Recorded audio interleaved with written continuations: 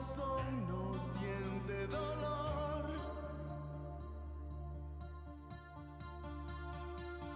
En mi alma vivirás hasta que el tiempo se detenga. Tus labios son mi salvación. Mi amor eterno.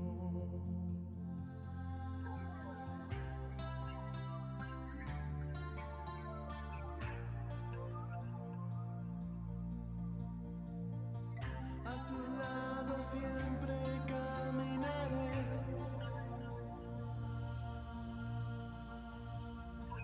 Nunca me separaré de ti. Un amor profundo y puro.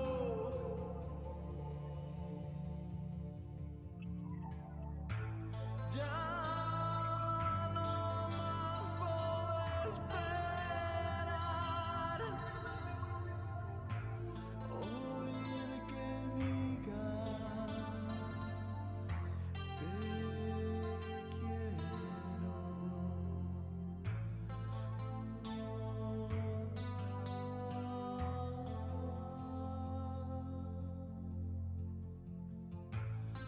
En tus brazos quiero morir. Yo vivo por tocar tu piel.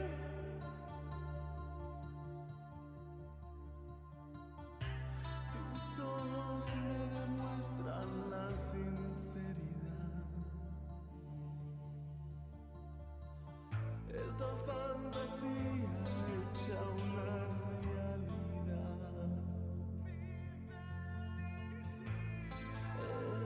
es verte sonreír.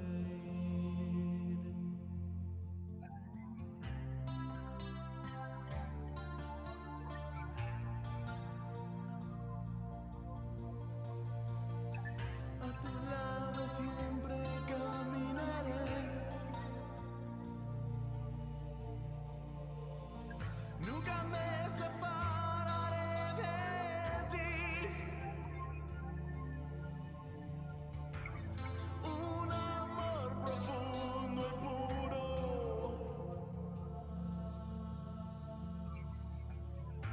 Ya no más podré esperar. Oír que digas te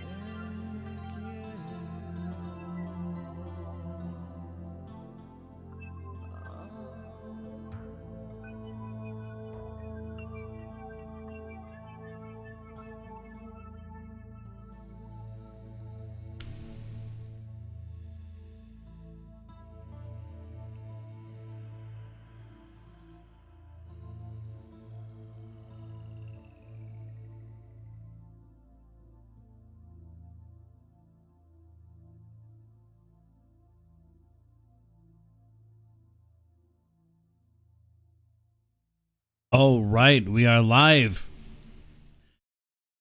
And I'm here with Dan as always. I'm Tony Ortega. What are you guys up to? What are you up to, Dan?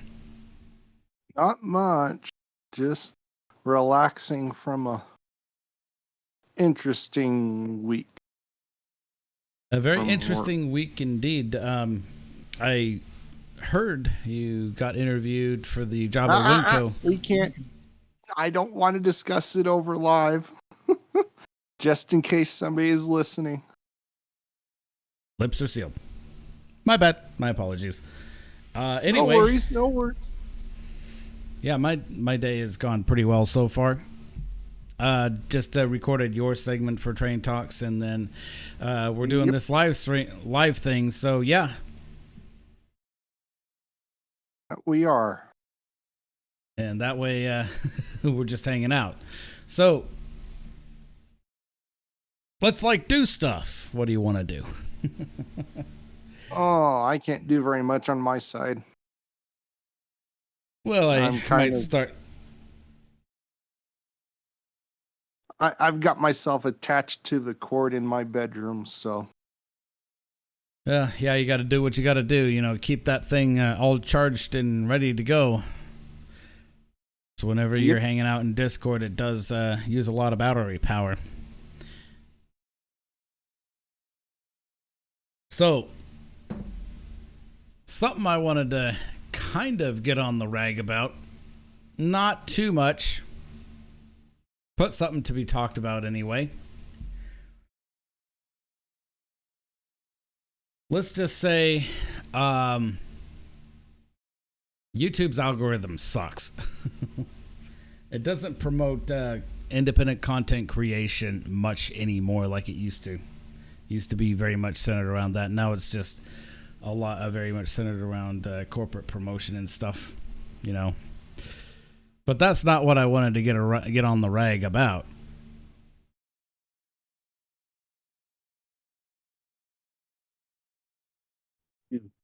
Mainly wanted to kind of get on the rag about stuff happening in the rail fan community recently.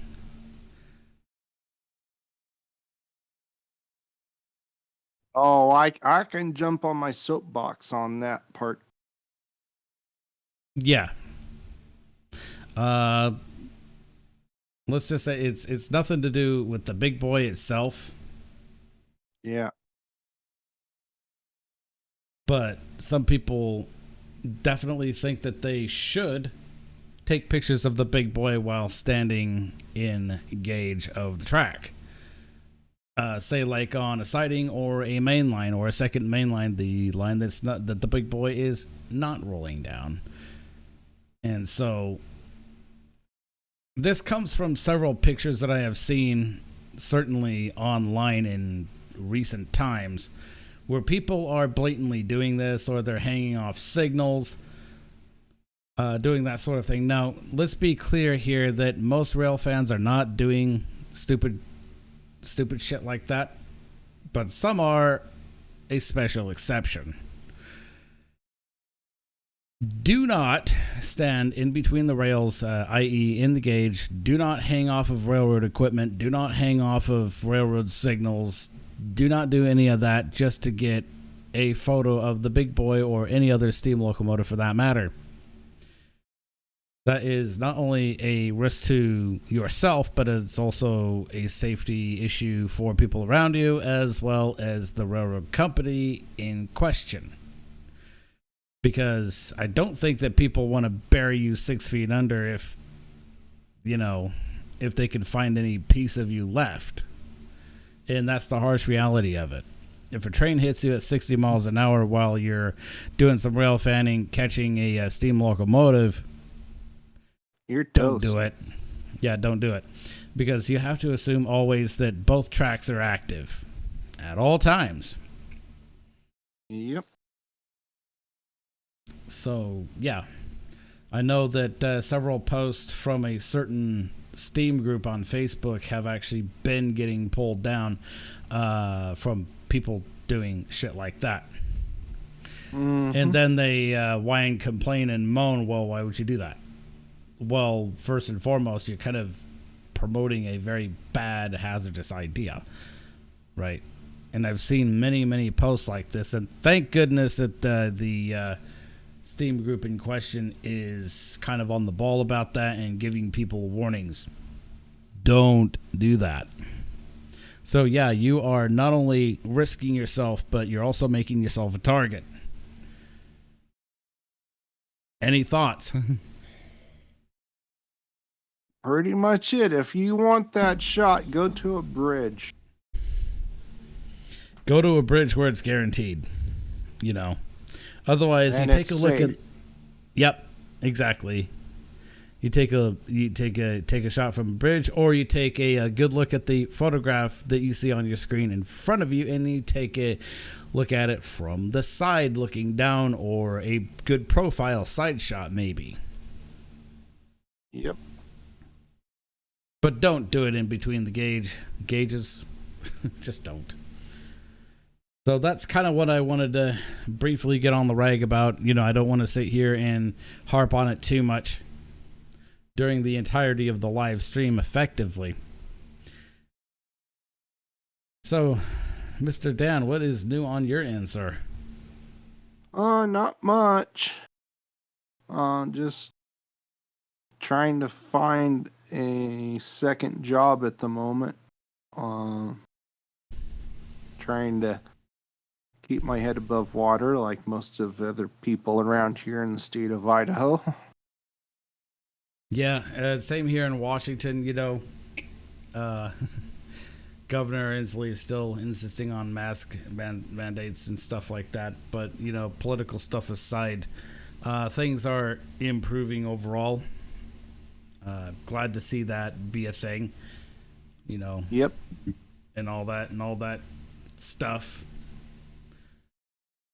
So hopefully everybody, keeps up doing some good work. That's all I can say about that.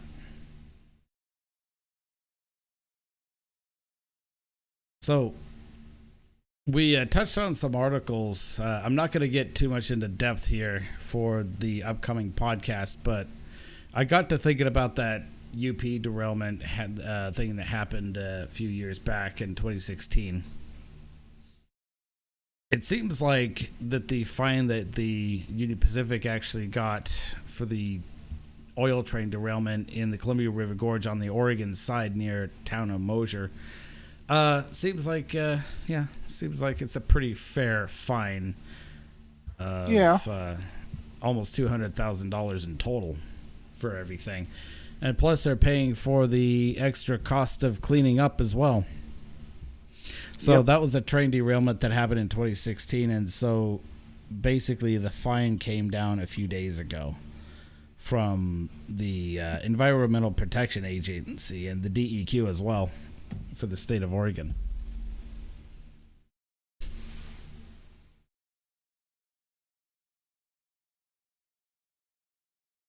So what do you think? Yeah, it was definitely interesting to read that. So, yeah, I mean, you derail a train, you got to pay for the cleanup. Absolutely. So there was, just so you guys know, there was no foul play there. There was nothing exceedingly special going on, like it has been the case up here in my neck of the woods, and people were trying to sabotage the tracks and stuff. It was just a legitimate derailment.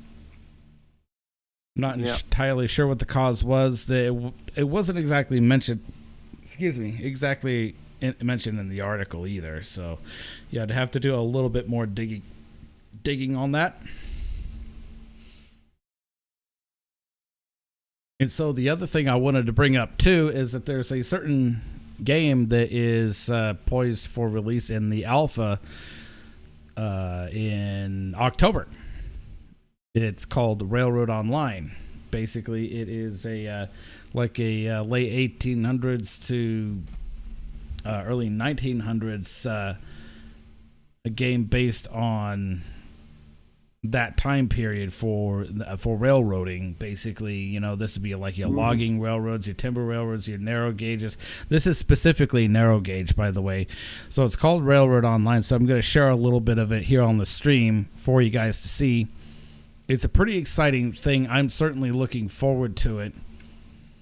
So I'm going to hook up that link really quick and I will show it to you guys for sure.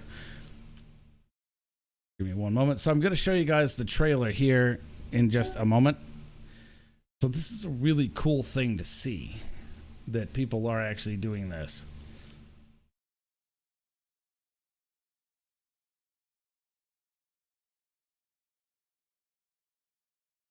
So this is the American Rail. This is Railroads Online. So this is a trailer from American Railroad. So this shows exactly the time period that we are dealing with here. So I'm going to basically play the video in full, and then we'll comment on that. So I'm going to share it to Discord. Did you want to see it too, Dan?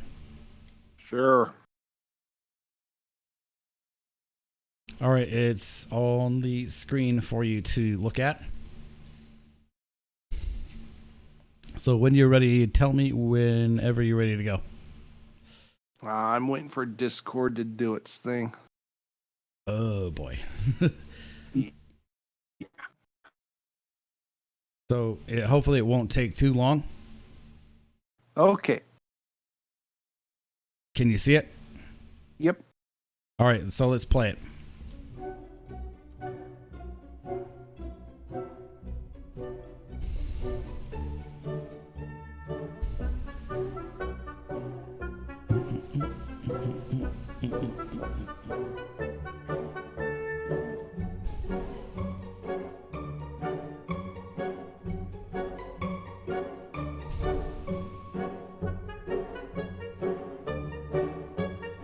Nice porter.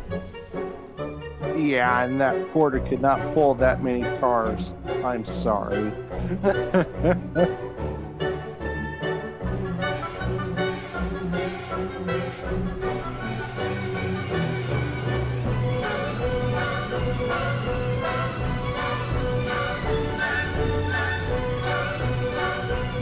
An Armstrong turntable.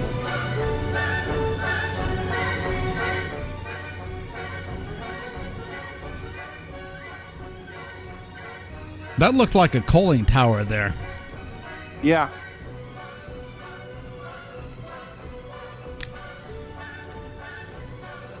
So they've got the Lincoln pins there. Mm-hmm.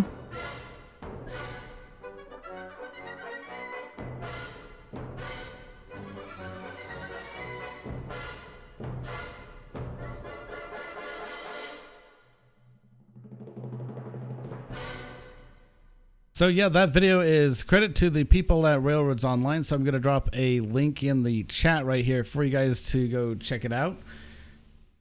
It's certainly worth looking at, and I have joined their Discord server a little while ago today. So yeah, they've got that thing going. So any thoughts? Going to be very interesting to see how they do this. And so, just so you know, it does look like that the game will be periodically updated and stuff will be added in to a tech tree style kind of thing. And from what I've been able to read, that you'll be able to upgrade your locomotives and stuff. So I don't know how much I can talk about, but the game does look very intriguing, and it's looking to be released in the alpha state on Steam in October. I think October 2nd or 3rd. So the first week of October. So I'm going to be downloading and playing that. I don't know how much it's going to cost for sure.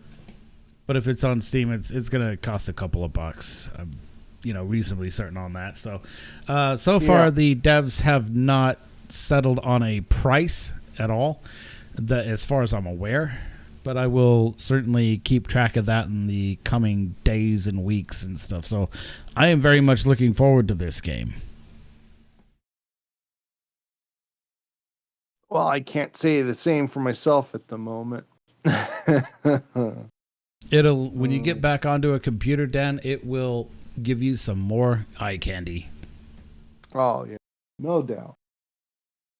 Speaking of computer games, I have recently started playing Run 8 with a group of guys that I used to roll with kind of back in the day. Most of them are there in Idaho, but there are a couple of other guys that are not in Idaho. We've got one guy in Illinois, then we've got myself here in Washington State, and then we got another guy somewhere else. But most of them are Treasure Valley. So Yep. yeah, it was good to be rolling with Wade, Joel, and Dale again. I got my job there at on the local there at Kingman, Arizona for Run 8. So yeah, it was nice to set out the various industries. There was nothing in there, so all I had to do was set out over 5,000 feet of train at various industries. Yeah, that was nice. So next session when I will be playing with them, I'm not entirely sure. I think it will be Saturday because they do day sessions. Go ahead. It should be tomorrow. Should be tomorrow, but they're playing in the day, so I'm not entirely sure if I will be up for that or not. Yeah. Well, you're going to just go to bed early. Wish if my sleep schedule didn't frick up like it always does. Just saying. So, Just I guess saying.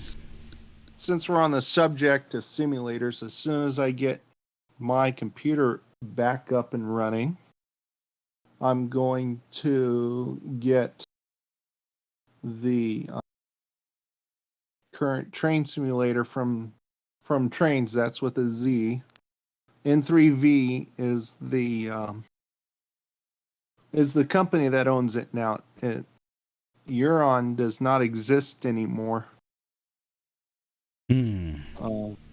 So yeah, sad about that, but good about N3V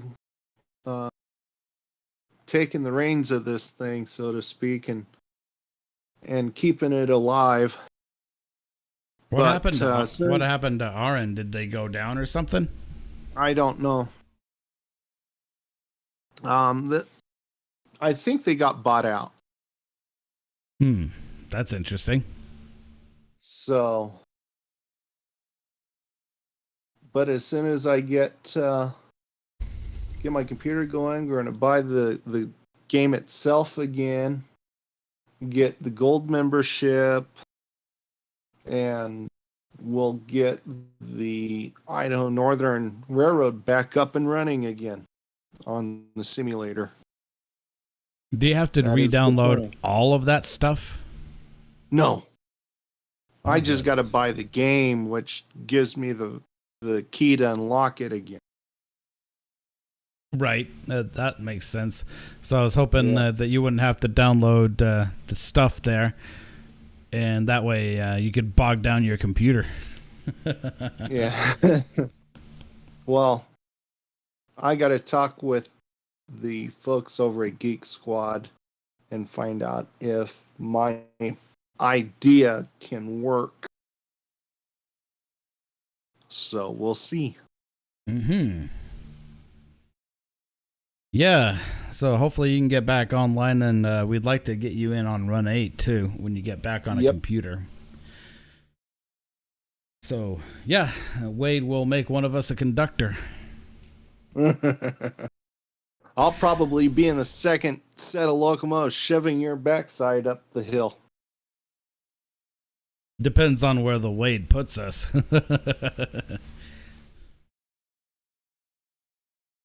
He'll put us anywhere he wants. Yep. The Wade will be putting us somewhere. Hold on, I gotta hang my sign up. I'll be right back. I forgot. Just a moment. Yep. So, in the N3V, I'm pretty sure Tony's showed you the locomotives already, but I figured I'd throw this out here. I had somebody down in Texas do the Idaho Northern locomotives. Cost me about $300, custom painted and everything. But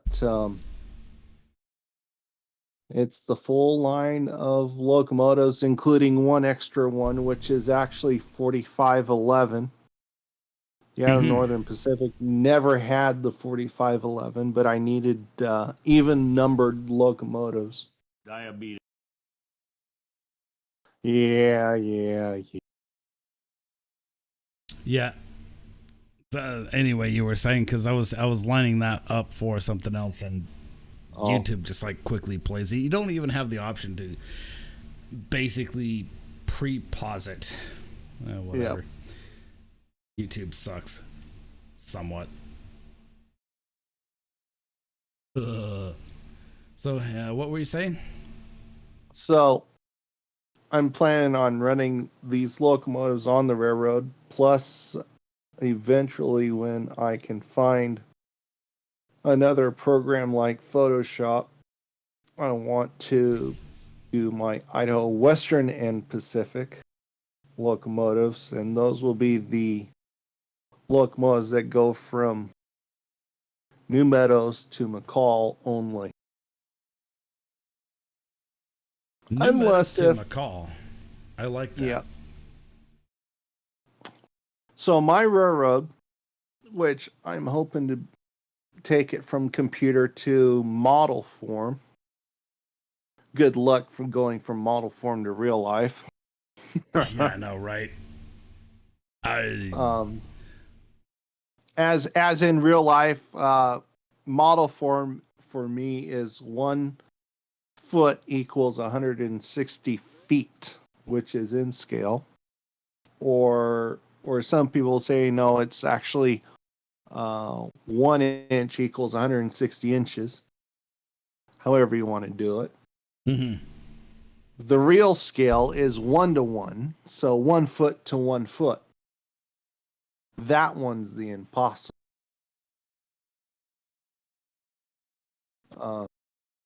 But yeah, the model form will have the Idaho Western and Pacific. There'll be a pair of SD40-2s painted like the Idaho license plate without the scenic and the potato on the bottom. It's just going to be red, white, and blue.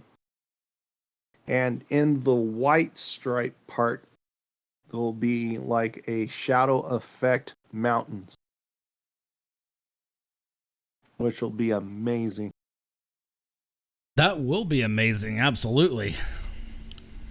Oh. Fact. Come on, phone. Come on, play nice. While he's doing that, I just thought I'd make it really clear to you guys that for Dan and I, talking trains is like diabetes. Is to Wilford Brimley. I thought I'd be cancerous, but that's just me. I miss Wilford Brimley. Unfortunately, he died a couple of years ago. But yeah, he was a really good actor. He was a really good actor. And he actually understood that he kind of became a meme because of the mispronunciation of diabetes, too. Diabetes. You know. Oh, well. But he took well to it, you know. He took well to it. Yeah. Yeah, that's...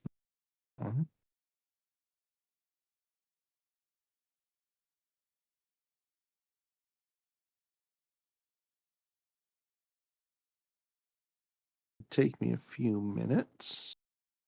There's that, but I'm actually looking for a different photo that I actually recently found. I'm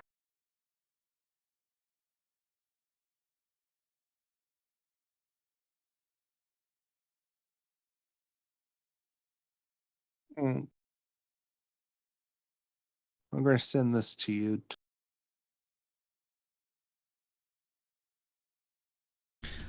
Yeah, send it. Send it to me. Hold on, man. Hold on. Feed me.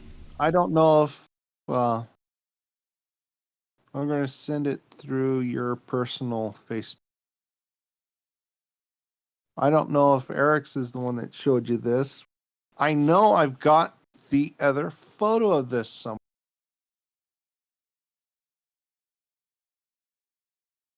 So we will have a... Oh, that. I did see that in Eric's presentation there. Yes. And you also showed this to me, too. Yeah. I've got the other photo that Don Doff sent and not find it freaking anywhere. This locomotive actually went almost over. It went further than what this photo did. It was at a 46-degree list. Huh. It almost completely rolled over. Yeah, that's something right there. So what saved it? Not much. Let's just face the so for people that have not seen this photo or seen Eric's podcast, what happened was right where 4501 is, just in front of that locomotive, there's a railroad crossing. And what happened was, as the cars go through the railroad crossing, the tires heat up the snow. Once that happens, the water will go inside the gauge, which is between the rails for people that are just novice in the, and get into the flangeway. So as these locomotives, this is coming up grade, so up towards Tamarack, coming from Weiser. So as these locomotives are coming up through the railroad crossing, 4500 actually rode up on top of the ice that was in the gauge. And 4501 pushed the locomotive literally off the tracks, and the 4500 was tilting at this when the photo was taken. Now there's another photo with the 4501 had already been disconnected because I guess they thought the locomotive might actually get drugged with the 4500. And the 4500 probably rolled over at the 46-degree angle shortly after. They were obviously able to save this unit, pick it up, put it back on the rails. Oh yeah. Both of these locomotives are GP40s. I think they both have turbochargers. That's why they didn't like them so much. After this incident, the 4500 still had the, we'll call it the injury to the snowplow for its remainder life. They never really did anything with it. So yeah, if you ever see photos of the 4500, you're going to see that dent in the snowplow. Yeah, it's certainly visible. Yeah. I know Dondoff sent me the photo. So unfortunately, this unit's also sitting down in the California desert, rusting away too, rotting away in. Yep. Well, let's just say not in disgrace, but in disgrace of the railroad that bought this and two sister units. Okay, so I'm going to send you.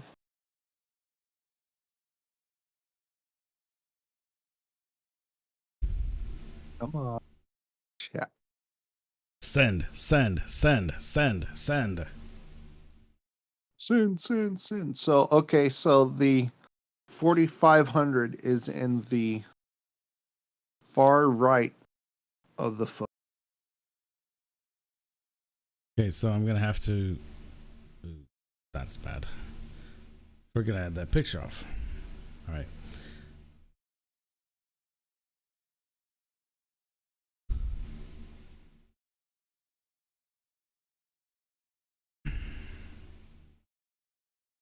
It's taking a second to load. Yeah, it's a pretty big picture. Well, the fact that it actually didn't load up at all. Honestly. Really? Yeah. So it finally did load up, so I'm showing that on stream now. So there's three of those units: 4500, 4504, and 4508. 4508 is a GP35. Go ahead. Yep. So if you notice down in the engineer side of the snowplow, you'll see a rust mark that looks sharply angled up. That is what the rail was doing to that snowplow. Yeah. And they never fixed it. It probably wasn't. I mean, judging by it, it wasn't badly damaged. It was still usable. Oh, no. Actually, it was in good condition, considering. It looks like this photo was taken at the mill in Emmett. Yes. Well, actually, it was that building that is to the right of to the left of the locomotives. That building does not exist anymore. In 2016, 2017, we had a huge snowstorm here in Idaho, and it dumped over 4 feet of continuous snow for like 3 weeks. So 3 weeks, you get 4 feet of snow. And that 4 feet of snow collapsed that building. Yeah, I saw some Literally. of the photos that collapsed the roof. Yeah. So after all that, they got I guess they got all the tools out of there, and they just tore it the rest of the way down. Well, it's sad that they had to do that, but they couldn't rebuild the building. No. So there's a little piece of lumber history in Emmett, Idaho, gone. Yeah. Yeah. There was something else.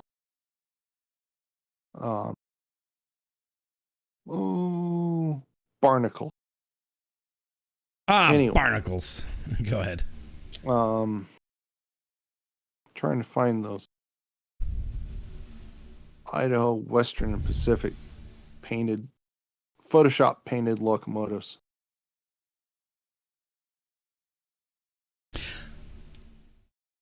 I know you have these photos on your computer possibly, but the concept work that you had shown me a long time back about the license plate versions of these units.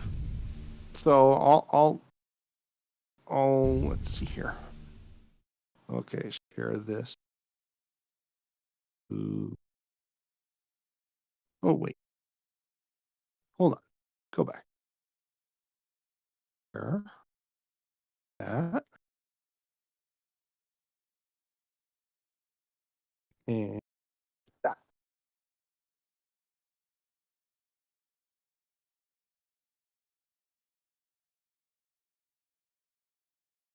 Oh, come on. Share that. And Share it. I got to make sure I got both of them. Okay. Messenger.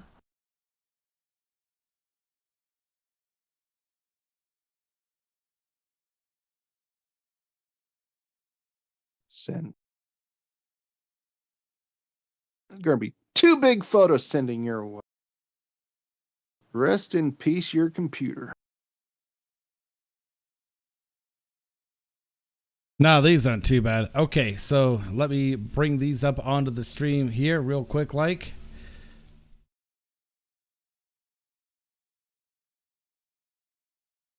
All right, so I've got the Idaho license plate car up there. And that's on the Boise Valley Railroad right there at the Boise Depot. So the EI, is it the EI or IE? Idaho Eastern or Eastern Idaho Railroad? It's Idaho Eastern. It's IERR. Okay, so the Idaho Eastern had this passenger car custom painted as their business car for down in the Twin Falls, and then they transported it up here. I don't know how they managed to do that. I think they asked Union Pacific to do it. Transported it up here so that when they had their corporate office in, plus investors and everything, they could take them along the line, and that way they could view what they had and prospect areas for industry. So this photo was taken like I think this is back in probably 20. a couple Go ahead. of weeks after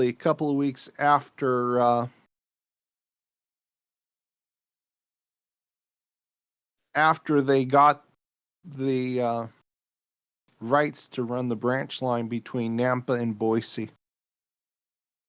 Yeah, this I think was probably taken back in 2010 or something like that. They were wanting to put in some like intermodal facility, but so far that just has not come to fruition. That did not It's pan out. Yeah, intermodal facility down there by the Boise airport. So that's what they were doing. They were kind of doing this whole thing. They were wanting to promote the idea. I like the idea. So, I just am me not sure too. what happened. So the history on this car, it's actually a Long Island passenger car, just like the Thunder Mountain Line cars are. I have not seen these done in N scale yet, but HO scale, you can get these Long Island cars. You got to count the windows and make sure you get the right one. So you'll have 11 double set windows plus this one extra window towards the right of the car, and then you'll have your entryways with the circle portals, and that's how you can tell the difference between the a couple of sets of the Long Island passenger cars. The one that Rapido had done for N scale is missing one double set of windows. Other than that, it would be a perfect to actually do this in N scale. Yeah, this is a pretty nice car. Yeah. And I think I'm going to actually see if if I can find a better side shot photo. See if my friend Matt from Circus City Decals can actually do this decal for me. So we'll go to the what's that? Go ahead. There was a little bit of lag. So let's go to the next photo. Just a brief fun fact, I actually have video that I personally shot of this car myself. I will show that later on. Yeah. All right, so we are on the next photo here. Yep, I got it. Okay, so I wish I could bring it down a little. Anyway, so these are the Idaho Western and Pacific locomotives that I had done up in Photoshop using drawings from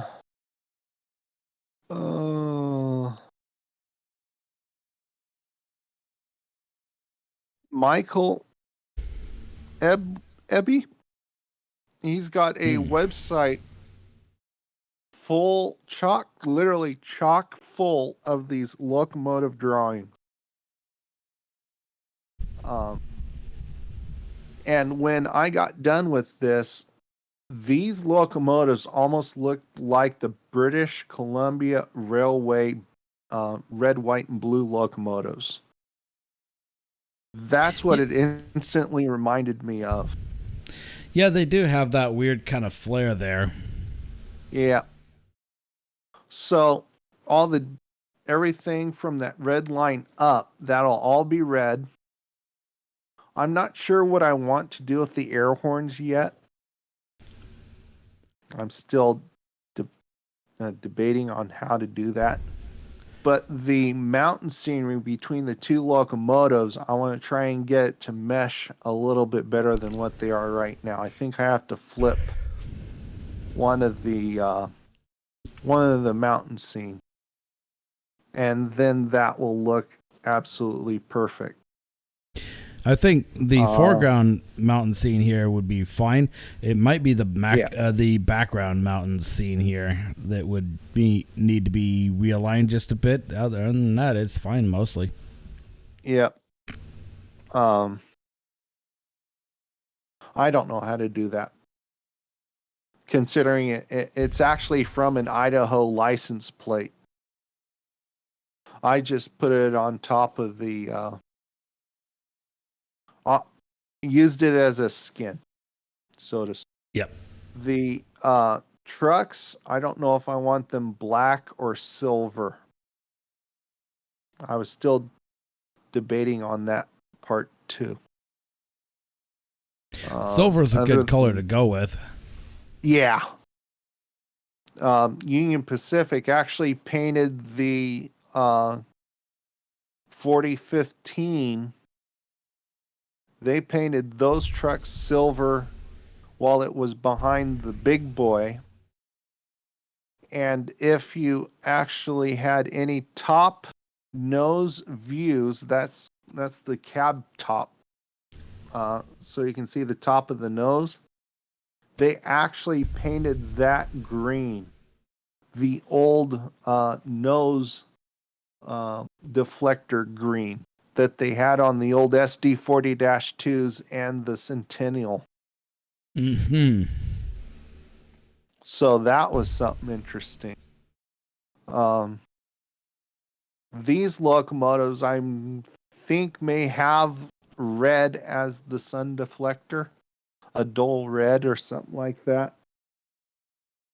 Yep. Not real sure yet.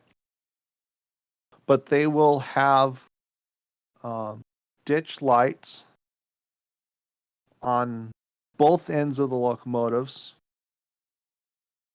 They will also have beacon lights. So I'm going to do the works on these things. Another thing I was thinking of was actually installing a Mars light. So you have a beacon light, regular headlight, a Mars light, ditch lights, and well as the safety lights for the trucks and the walkways and everything. Yeah. So most of that stuff is pretty much as per required by the FRA and all that stuff in real life. So, and go ahead. I want to be able to have these look really good, as if for when I do like a just before dawn operation or just after the sunset. That would be really cool.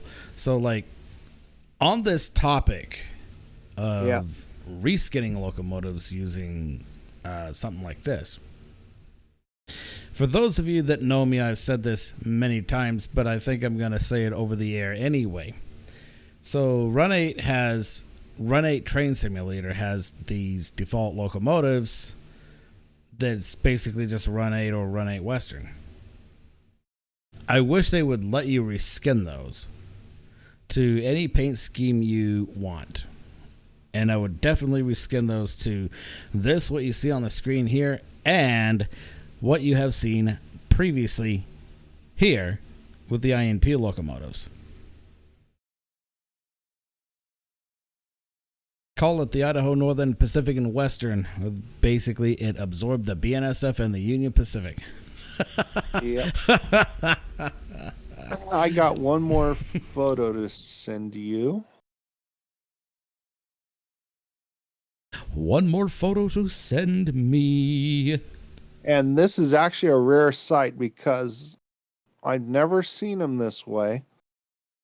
Paul Leach is the author.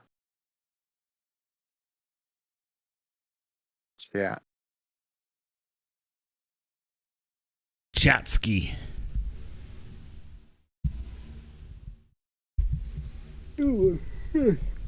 I love doing it the hard way. Oh, you don't like making it easy on yourself, right? Can't anybody tell I was sarcastic? Well, there's got to be one or two people in this room that can. There was supposed to be an earth-shattering kaboom! Such a meme on the podcast right there. So we got this one picture here pulled up for you guys already. So yeah, I'm showing that pic of the 4507 on stream right now. Okay. So this was actually a rare sight. 4507 is a GP35. The 4501 behind it, which is actually the same one with the derailed 4500, is a GP40. I've only seen this set done like this only a handful of times while the INP was running the Boise line. The trucks on the 45 from 4506 to no, it was 4507. So 4507 to 4510 were all sitting on the Type B trucks, the trade-in trucks from Alco.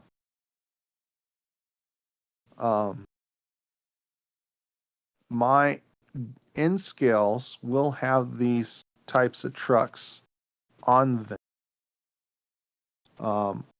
The only thing I do not know how to do is the exhaust cap that they got up there, which is all it is a mesh over the exhaust to prevent sparks from flying out when these things are working hard.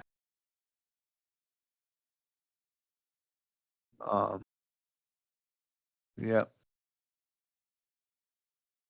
Now, some of the GP40s have nose headlights instead of the headlights up on top of the cab like you see on 4507.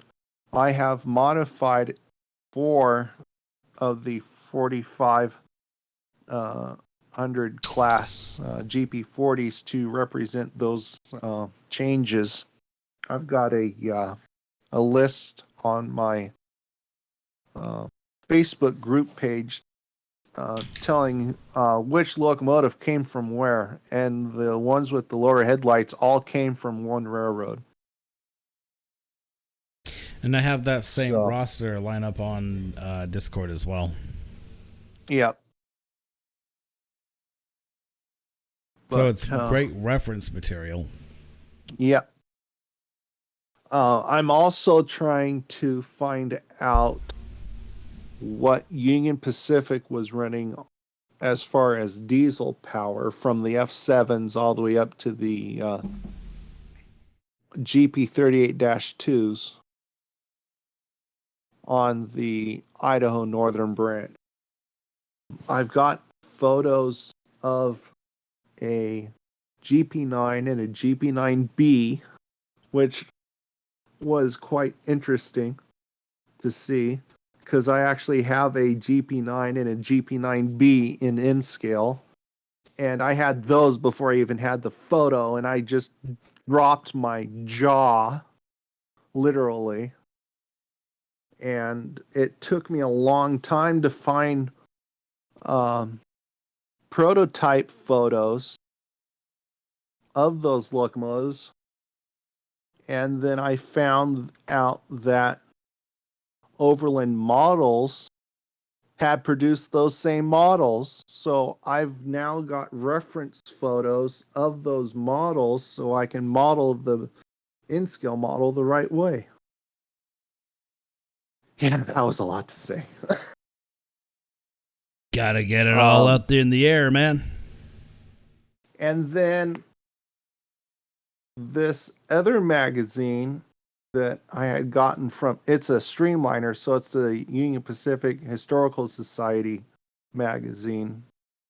On the cover, it shows 2 GP30s coming down from either Cascade or McCall with a train. And I did not know they ran GP30s on the line. So that's another interesting thing. Back in the Steam days, I've got video of this on my group. They actually triple-headed a train. So they had 2 locomotives up on point, and somewhere around the middle they had a 3rd locomotive. And they are all 280s. And I did not think they'd ever do something like that. But where they were doing it, it was heavy grade because between Banks and Smith's Ferry is all 2.5 with easement, mind you, with easement grade. So when you're going around the easement grade, going around a curve is actually less than a 2.5 grade, but it has the same amount of friction as a 2.5 grade. Yeah. I'm wondering where this one picture was actually taken. It looks like it might have been taken in Weezer back in the mid-90s, possibly. This 4507 and 4501? Yeah. This was actually in Meridian. In Meridian. Oh, Yep. okay. I see it now. That I recognize that building in the background. There's a similar building in Weezer, too. I know. So that's what threw me off right there, because This in Weezer, this is at the railroad crossing of Meridian Road. Right. And this Yep. is long before the new City Hall was ever built. Yep. Okay, so there's another thing in this photo that you probably wouldn't recognize. Right underneath the fuel tank of the 4507, you're going to see some boards. That is not a switch to go to the second track that's right next to 4507. Those are switch headboards for the old turnout that used to go behind the old creamery.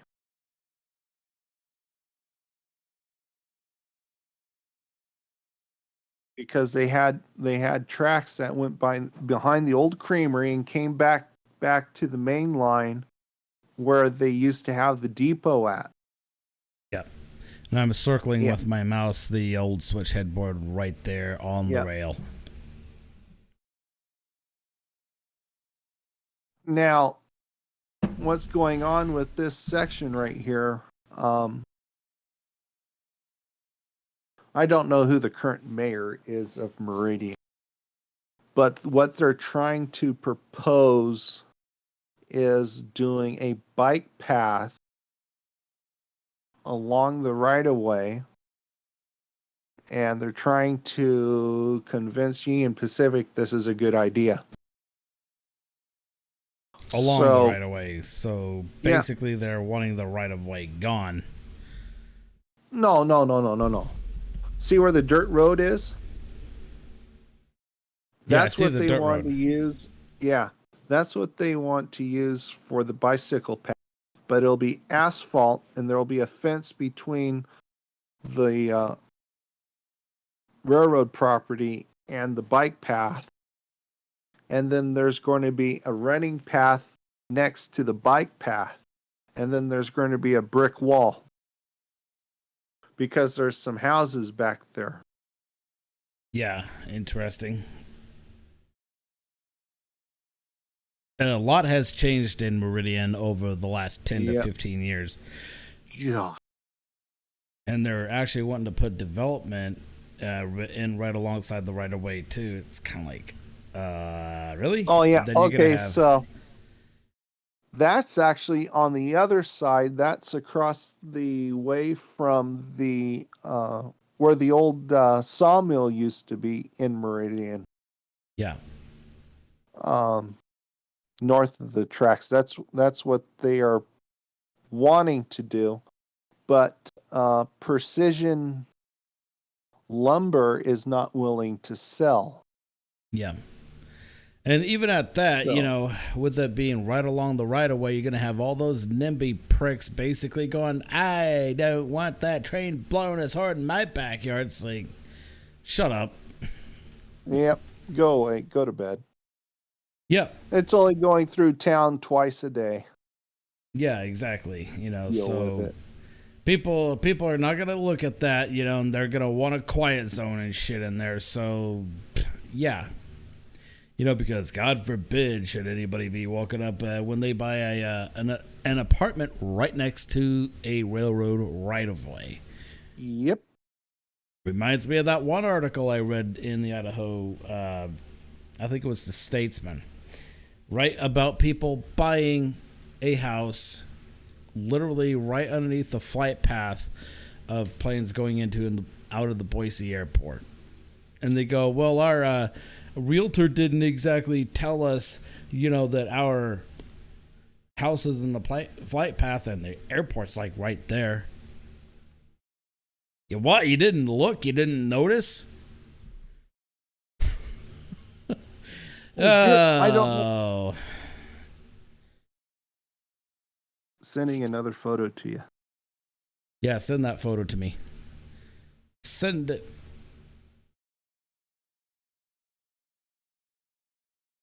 No, people just say and do stupid things all the time. And then they wonder why things make noise in their backyard. Oh, I love soapboxes sometimes.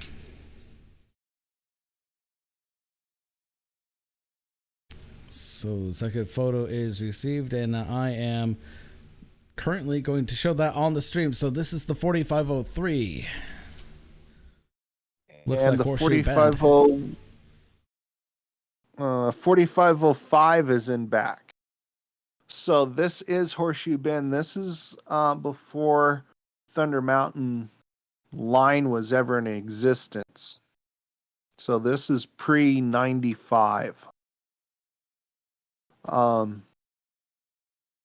So there's a track to the right of 4503 that goes to I think it was a seed mill or something like that. That was right there.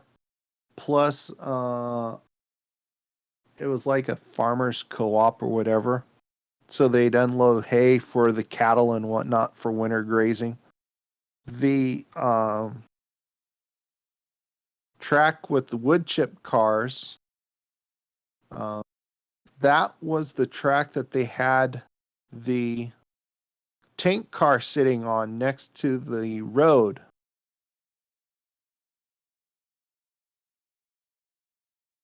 The wood chip loading is all gone. Plus the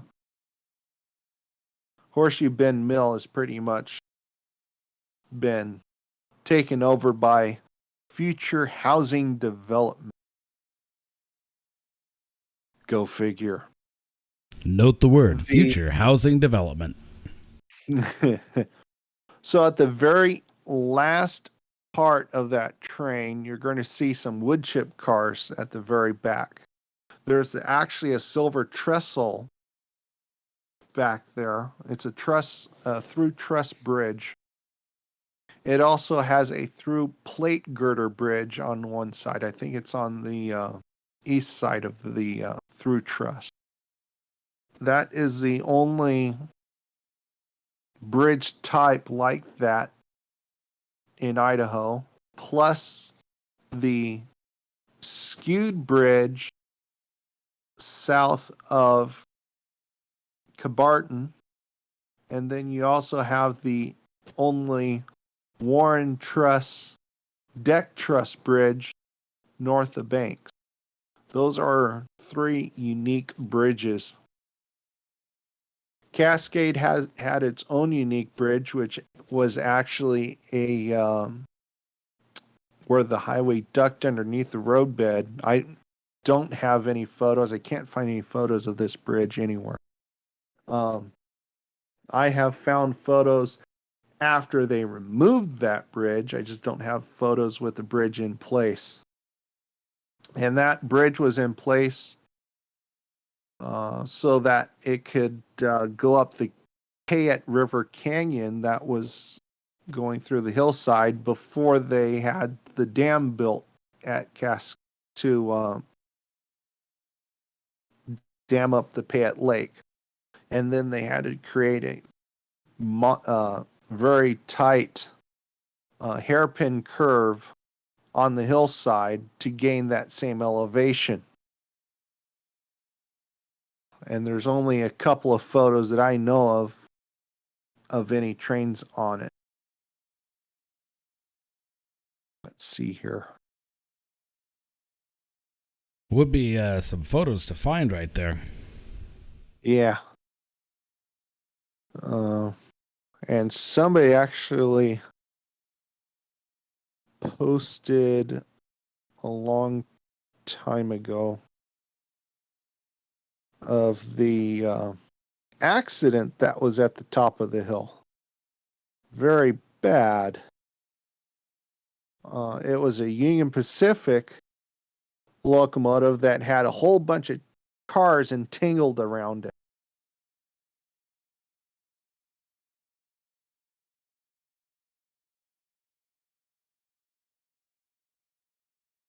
You still with us? What's that? You still with us? It sounded like you suddenly cut out. No, I'm still here. Okay. Yeah.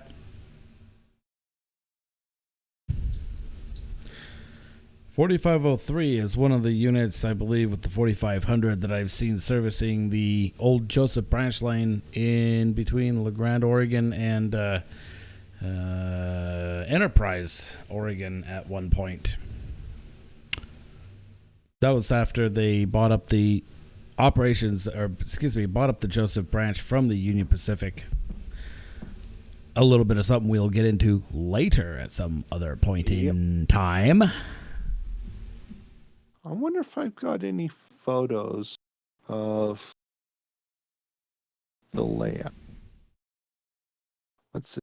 Nope, that's not.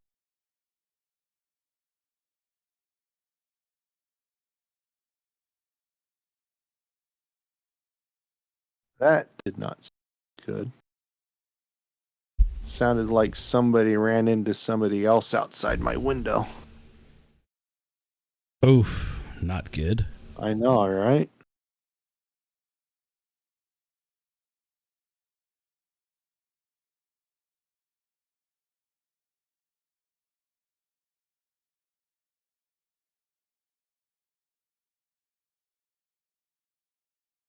I think we'll go another few minutes and then we'll cut it there because I'm going to have to wash up some dishes and make some dinner.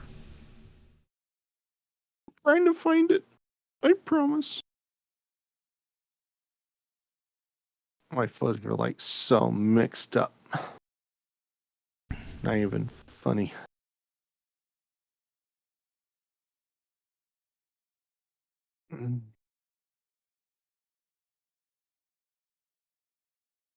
Hooray. I'm waiting for my hard drive to spin up.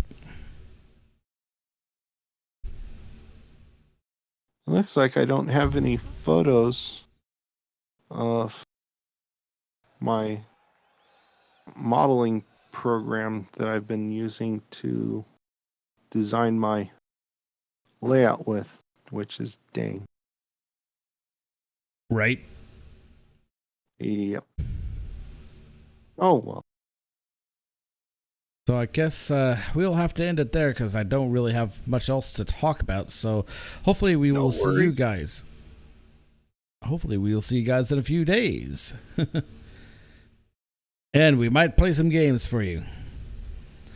Any final words? Nope. All right, so that makes a nope for both of us. So, yeah, we will catch you on the flip side. Peace out. And I'm going to do my outro thing. I'll just be muted for just a sec.